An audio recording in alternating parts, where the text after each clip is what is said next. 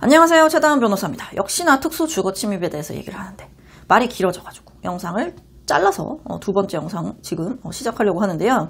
특수주거침입의 경우에는 특징 중에 하나가 뭐가 있더라? 뭐가 덕지덕지 붙어있어. 다른 죄들이. 어떤 게 있어? 야구방망이 같은 거를 들고 들어갔어. 자, 그런 경우가 뭐다? 특수주거침입 하나가 성립을 일단 하는데, 야구방망이를 그냥 들고 들어갔겠어요? 뭔가 문고리를 때려 부시려고 들고 갔든, 아니면은 들고 이제 그거 화나면서 이걸로 막 대거리를 하려고 했든, 어쨌든 그래서 들고 갔을 거 아니야. 그러니까 그걸 가지고 문고리를 때려 부시면서 특수손괴 하나 또 생기지. 그 다음에 그거를 들고 문을 열고 들어가는 순간 또 주거침입 되지. 그 다음에 안에 들어가서 그걸 들면서 야 뭐 이러면서 협박을 하거나 하면 또 특수협박 되지. 또 아니면은 그걸 가지고 뭘 딱 때려 부셨다 그러면은 또 특수손괴도 되고 뭐 이런 식이 돼버리니까 그냥 특수주거침입 하나만은 잘 없는 아주 희한한 혹은 납득할 만한 그런 유형들이 많더라. 판결이 꽤 있더라.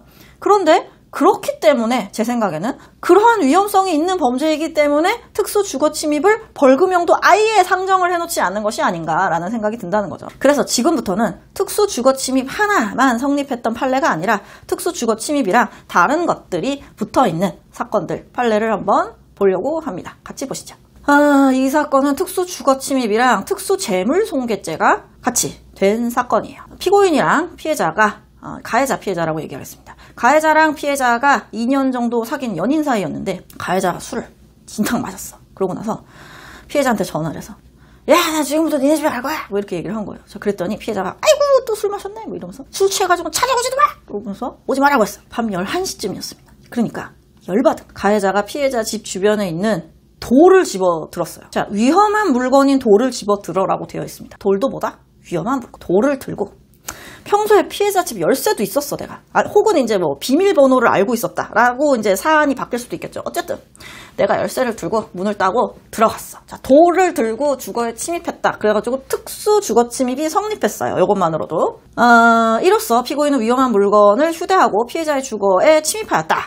하나가 성립했습니다. 여기에서 또 우리가 쟁점으로 볼 수 있는 게 뭐가 있냐면 뭐야? 집 비밀번호도 알고 있고 혹은 집 열쇠도 가지고 있는 사람인데 이 사람이 자기가 열쇠를 가지고 있다는 건 그 사람이 진정한 의사로 줬다고 한다면 주거에 들락날락하는 거를 허락한 거 아니야? 라고 오해하실 수 있는데 그걸 줄 당신은 그랬겠죠. 근데 지금 뭐라고 했어? 명백하게 찾아오지 마라고 얘기를 했는데 그걸 이용해서 들어갔다라고 하니까 문을 때려 부시고 들어가나 열쇠를 돌려서 들어가나 어찌됐든 주거침입이 성립한다라는 것을 하나 알 수 있겠습니다. 특수재물손괴. 자, 이제 집에 들어갔어요. 돌을 들고 집에 딱 들어갔어. 자, 그랬더니 피해자가 있는 거야. 열받았어. 야! 너 내가 술 먹었다고 말이야. 우리 사귀고 있는 사이에 열쇠도 줬는데 들어오지 말라고 하는 게 말이 돼! 라고 하면서 돌을 집어 던져가지고 테레비를 부셨어. 위험한 물건인 돌로 피해자 소유의 TV를 깨뜨려 손괴하였다. 두 개가 성립이 됐습니다. 이게 어떻게 됐어? 징역 4개월에 1년간 집행유예다. 돌을 그냥 들고 들어간 게 아니다. 돌을 들고 들어가서 뭔가를 깨부시는 경우가 많다. 다른 경우도 보겠습니다. 여긴 특수가 3개가 붙었네요. 특수주거침입, 특수폭행, 특수협박입니다. 자, 특수주거침입 부분입니다. 피고인이 위험한 물건인 식칼을 휴대한 채 출입문을 두드렸대요. 누군가의 피해자의 집에. 피해자가 문을 이렇게 열었어. 누구세요? 이러면서 문을 열었나 봐요. 자, 그랬더니 식칼로 걔를 막 위협하면서 집 안으로 들어갔다. 그게 위험한 물건을 휴대하고 주거에 침입하였다. 제가 다른 영상에서 설명드린 바와 같이 식칼 같은 거는 흉기예요. 자, 흉기는 뭐다? 위험한 물건 안에 포함되기 때문에 당연히 위험한 물건입니다. 아까 얘기했던 것처럼 돌 이런 거는 사실 흉기는 아닐 거 아니에요. 그렇지만 위험한 물건인 것처럼 위험한 물건이 훨씬 더 넓은 범위에 있는 것이다. 자, 주거에 침입했어. 식칼을 들고 막 이렇게 위협을 하면서 들어갔다. 특수폭행. 들어오고 나서 소지하고 있던 식칼로 피해자를 찌를 듯이 달려드는 등 위험한 물건을 휴대하여 피해자를 폭행하였다. 달려드는 등이라고 하는 거 보니까 실제로 뭔가 우리가 생각하는 것처럼 막 때리거나 그러진 않았던 것 같아요. 근데 어쨌든 유형력을 행사하는 경우에는 폭행이라고 하니까 가까이 막 접근을 한다거나 혹은 팔을 휘두르거나 하는 것도 폭행에 해당합니다. 그렇기 때문에 특수폭행인 거죠. 이런 것도 쟁점이라고 할 수 있겠네요. 많은 분들은 이런 경우 내가 걔를 실제로 때리진 않았어. 내 손이 걔에 닿지는 않았어. 그냥 겁만 주려고 한 거야 라고 주장을 하셔봤자 씨알도 안 먹힌다. 폭행은 뭐다? 때려야만 폭행인 게 아니고 유형력을 행사하는 경우를 의미하고 있다. 특수협박. 자, 3번째. 그래가지고 막 찌르려고 막 이러면서 또 한편으로 옆에 다른 분이 있었나 봐요. 그 사람한테는 식칼을 들이대며 죽여버린다 라고 말했대요. 협박을 했다. 굉장히 짧은 시간 안에 일어난 일인데 죄가 3개가 됐습니다. 그리고 3개 모두 특수 붙어 있었어요. 특수는 왜 붙어 있어? 시카를 휴대해서 이런 범죄를 저질렀기 때문에 성립을 하는 것이죠. 여기는 실형이 선고가 됐네요. 징역 6개월 선고됐습니다. 다른 케이스를 하나 더 볼게요. 여기는 특수 주거 침입, 특수 재물 손괴 2개가 붙은 겁니다. 아까는 들어가서 때려부셨는데 여기는 들어가기 전에 때려부신 거네요. 특수 재물 손괴부터 써있네요. 그래서 가해자가 피해자의 집 앞에서 소리를 지르면서 문을 두드렸어요. 자, 아내는 여자친구였던 것 같아요, 피해자는. 근데 문을 안 열어주는 거야. 화가 났어. 그래서 집 앞 테라스에 있던 그릴을 바닥에 내리쳐서 망가뜨리고 출입문 앞에 있던 빈 소주병 2개를 출입문과 출입문 옆 유리에 던져가지고 출입문을 망가뜨렸대요. 여기에서 빈 소주병은 앞에 위험한 물건인이라고 되어 있습니다. 빈 소주병도 보다 위험한 물건이다. 위험한 물건인 빈 소주병을 들고 막 던지고 그래서 출입문을 망가뜨리고 유리를 깨뜨렸다. 그리고 나서 집에 들어가서도 손괴를 했네요. 빈 소주병을 바닥에 던져서 거실 바닥, 장판 이런 거를 막 다 망가뜨렸다라는 거예요.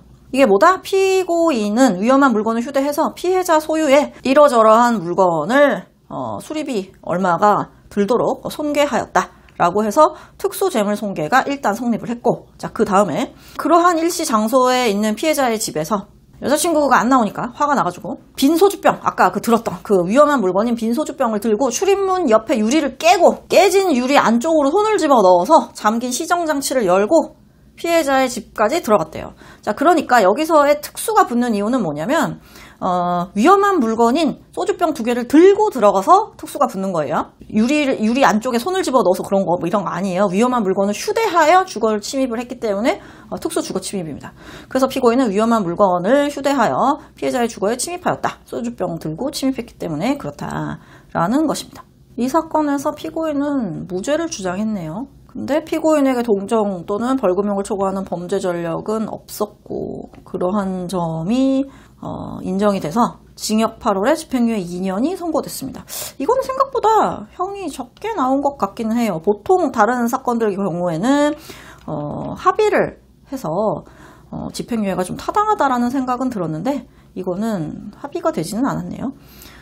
이런 경우에 이제 흔하게 생각할 수 있는 건 우리가 이렇게 여기에서는 굉장히 과격하게 판결문에는 표현이 되어 있지만 막상 현장에 가서 보면은 피해가 굉장히 미비했다거나 혹은 뭔가 피해자로부터 유발이 됐다거나 혹은 이 피고인이 전과가 아무것도 없는 애야.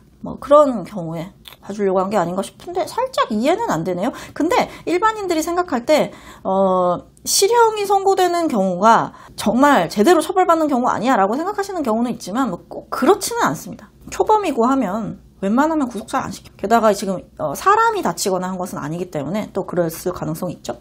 그렇기 때문에 실형이 선고될 수 있으니까 저라면은 특수주거 침입이 붙어있고 뭔가가 붙어있다라고 한다면 합의를 하려고 하겠죠. 일반적인 변호사라면. 왜냐하면 실형이 나와도 이상하지 않으니까.